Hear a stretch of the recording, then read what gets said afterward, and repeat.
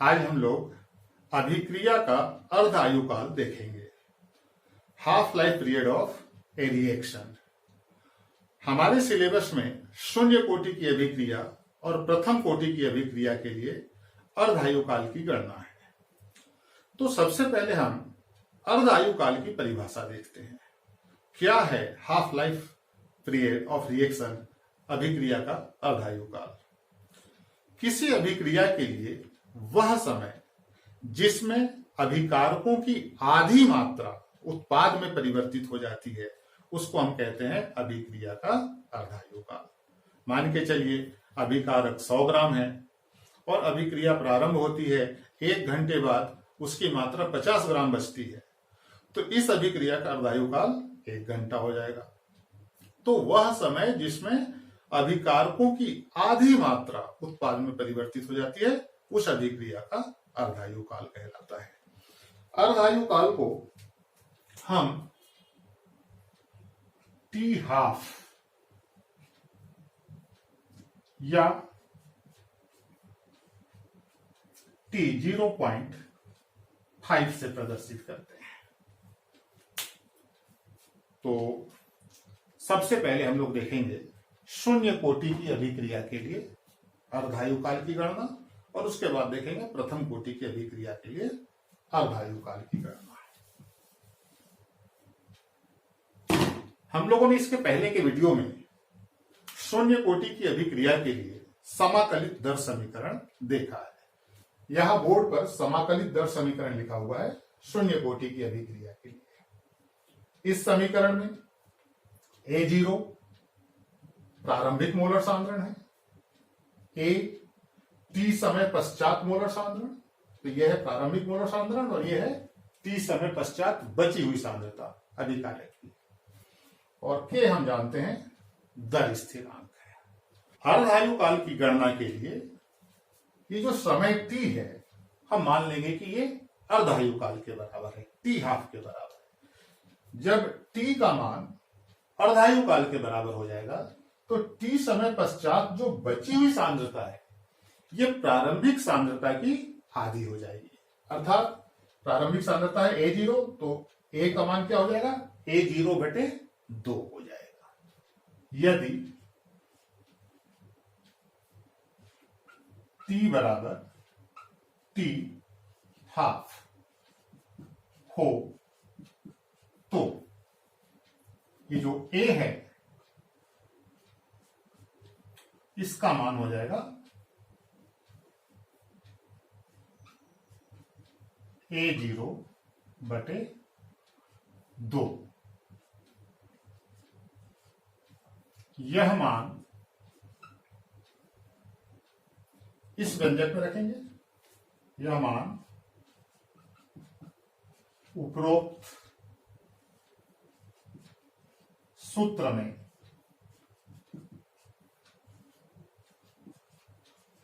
रखने पर, तो यहां ये मान रख देते हैं। T की जगह क्या हो जाएगा? T हाफ हो जाएगा। T half 1/K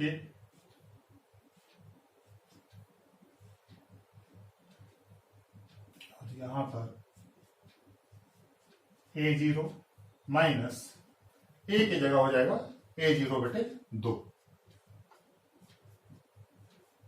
A0/2। अब इसको सरल कर लेंगे। T हाफ A0 में से A0/2 जाएगा तो बचेगा A0/2, तो इसको हम यहां लिख सकते हैं A0/2K। तो ये जो व्यंजक हमको प्राप्त हुआ है ये शून्य कोटि की अभिक्रिया के अर्ध आयुकाल को प्रदर्शित करता है। और यहां बहुत स्पष्ट दिखाई दे रहा है कि शून्य कोटि की अभिक्रिया का अर्ध आयुकाल अभिकारक के मोलर सांद्रण पर निर्भर करता है। यह प्रश्न MP बोर्ड में कई बार पूछा जा चुका है। 4 नंबर के प्रश्न के रूप में सीधे सीधे आता है कि अभिक्रिया के अर्धायु काल से आप क्या समझते हैं। शून्य कोटि की अभिक्रिया के अर्धायु काल की गणना हेतु सूत्र की स्थापना कीजिए। या फिर ऐसा भी पूछा गया है कि सिद्ध कीजिए कि शून्य कोटि की अभिक्रिया का अर्धायु काल अभिकारक के मोलर सांद्रण पर निर्भर करता है।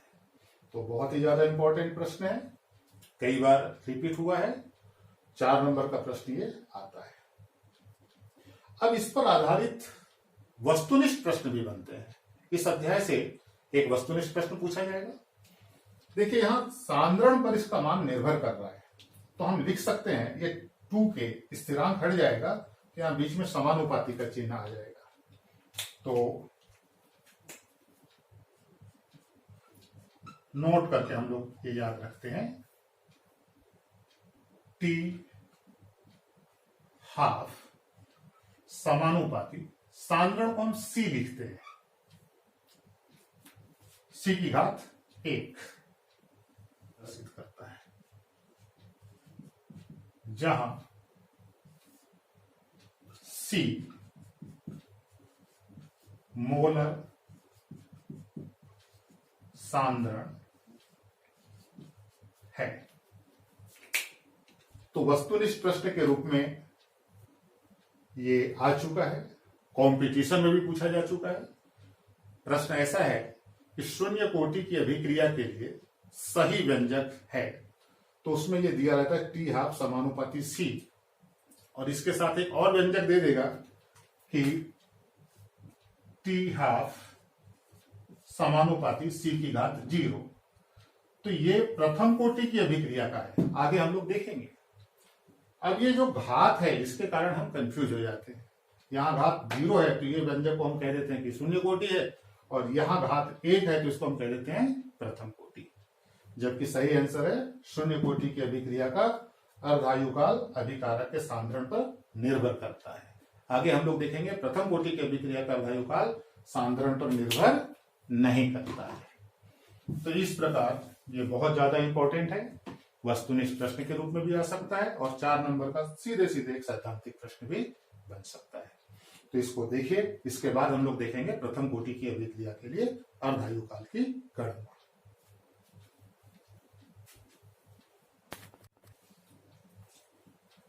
अब हम लोग प्रथम कोटि की अभिक्रिया के लिए अर्धायु काल की गणना करेंगे। इसके पहले वाले वीडियो में प्रथम कोटि की अभिक्रिया के लिए समाकलित दर समीकरण हम लोग देख चुके हैं। यहां बोर्ड पर प्रथम कोटि की अभिक्रिया के लिए समाकलित दर समीकरण लिखा हुआ है। तो इस समीकरण में जो A है ये अभिकारक का प्रारंभिक मोलर सांद्रण है। ये जो A माइनस एक्स है t समय पश्चात बची हुई सांद्रता है, तो t समय पश्चात मोलर सांद्रण, और K है दर स्थिरांक। अब यहां पर भी हम अर्धायु काल की गणना करने के लिए मान लेंगे कि ये जो समय t है ये अर्धायु काल के बराबर है। जब समय t अर्धायु काल के बराबर हो जाएगा तो t समय पश्चात जो बची हुई सांद्रता है A माइनस एक्स, इसका मान प्रारंभिक मोलर सांद्रण का आधा हो जाएगा, अर्थात A/2 हो जाएगा, क्योंकि प्रारंभिक मोलर सांद्रण कितना है A, तो A/2 हो जाएगा। कब? जब t अर्धायु काल के बराबर होगा। तो चलिए गणना करके देखते हैं। यदि t बराबर t हाफ हो तो A माइनस एक्स बराबर हो जाएगा A/2। अतः यह मान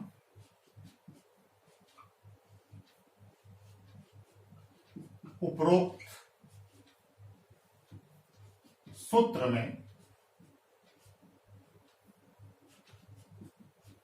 रखने पर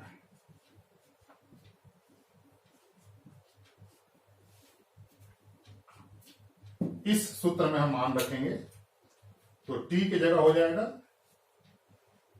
टी हाफ, और ये बराबर से हो जाएगा 2.303 बटे के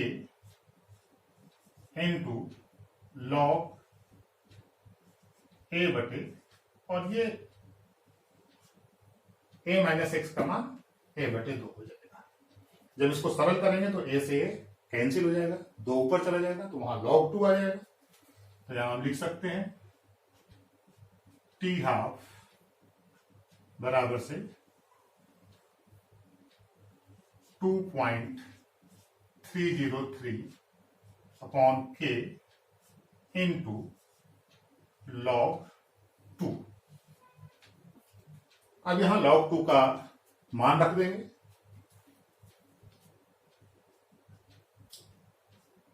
टी हाफ इक्वल टू हो जाएगा 2.303 बटे के इंटू 0.301, ये log 2 का मान होता है। और जब इनका मल्टीप्लाई करेंगे तो ये प्राप्त हो जाएगा टी हाफ 0.693 अपॉन के। तो इस प्रकार ये जो व्यंजक है ये प्रथम कोटि की अभिक्रिया के अर्धायु काल को प्रदर्शित करता है। यहां देखने वाली बात है कि इसमें सांद्रण वाला कोई पद नहीं है, तो हम कह सकते हैं कि प्रथम कोटि की अभिक्रिया का अर्धायु काल अभिकारकों के मोलर सांद्रण पर निर्भर नहीं करता है। अर्थात अगर कोई अभिक्रिया प्रथम कोटि की है, प्रारंभ में हमने 100 ग्राम पदार्थ लिया और 100 ग्राम को 50 ग्राम होने में अगर 1 मिनट लग रहा है, तो फिर 50 ग्राम को 25 ग्राम होने में भी 1 मिनट लगेगा, फिर 25 ग्राम को 12.5 ग्राम होने में भी 1 मिनट लगेगा। हर बार जो बची हुई मात्रा है वो आधी होने में उतना ही समय लेगी। तो प्रथम कोटि की अभिक्रिया का अर्धायु काल अभिकारक के मोलर सांद्रण पर निर्भर नहीं करता है। तो यह एक बहुत ही महत्वपूर्ण प्रश्न है, एमपी बोर्ड में अनेकों बार रिपीट हुआ है। सीधा सीधा प्रश्न आता है कि अर्धायु काल से आप क्या समझते हैं? प्रथम कोटि की अभिक्रिया के अर्धायु काल की गणना हेतु सूत्र की स्थापना कीजिए, या फिर ऐसा भी आता है कि सिद्ध कीजिए कि प्रथम कोटि की अभिक्रिया का अर्धायु काल अभिकारकों के मोलर सांद्रण पर निर्भर नहीं करता है। यहां से एक संबंध हम लिख सकते हैं। ये जो संबंध है ये हमको बताता है टी हाफ सांद्रण पर निर्भर नहीं करता है प्रथम कोटि की अभिक्रिया का। तो सांद्रण को हम C से प्रदर्शित करते हैं और C पर घात लगा देंगे 0, जहां C मोलर सांद्रण है। तो यह वस्तुनिष्ठ प्रश्न में कई बार पूछा गया है ये रिलेशन कि प्रथम कोटि की अभिक्रिया के लिए सही व्यंजक है तो टी हाफ समानुपाती C की घात 0। एक ऐसा भी रहेगा टी हाफ समानुपाती C की घात 1, जो इसके पहले हमने शून्य कोटि की अभिक्रिया के लिए देखा। तो घात के कारण हम कंफ्यूज हो जाते हैं। घात 0 है तो उसको हम शून्य कोटि मान लेते हैं, घात 1 है तो उसको हम प्रथम कोटि मान लेते हैं। जबकि वास्तविकता यह है कि प्रथम कोटि की अभिक्रिया का अर्धायु काल सांद्रण पर निर्भर नहीं करता है। तो यहां पर सांद्रता के ऊपर घात क्या लग जाएगी? 0। तो टी हाफ समानुपाती C की घात 0, ये सही व्यंजक होगा। और अगर शून्य कोटि की अभिक्रिया के लिए पूछेगा तो हमने अभी इसके पहले देखा C की घात कितनी हो जाएगी? 1 हो जाएगी। तो इस प्रकार ये बहुत ज्यादा इंपॉर्टेंट है। हमें प्रथम कोटि की अभिक्रिया पर आधारित कुछ न्यूमेरिकल्स करने हैं। न्यूमेरिकल्स में हम इसके पहले वाले वीडियो में जो समाकलित दर समीकरण का सूत्र लिखे हैं उसका उपयोग करेंगे, और ये अर्धायु काल का जो सूत्र है इसका भी हम उपयोग करेंगे। इस सूत्र पे भी ध्यान दीजिएगा, गणितीय सवाल में इस सूत्र का भी उपयोग किया जाता है log 2 के रूप में। तो इसका उपयोग करने से सवाल बहुत सरल हो जाता है, क्योंकि दोनों पक्षों में log से log हम कैंसिल कर सकते हैं। तो आगे के वीडियो में हम न्यूमेरिकल्स देखेंगे। आज के लिए इतना ही, लेकिन इन सूत्रों को आप अच्छे से याद कर लीजिए, तब आपको आंकिक प्रश्न करने में बहुत सरलता हो जाएगी।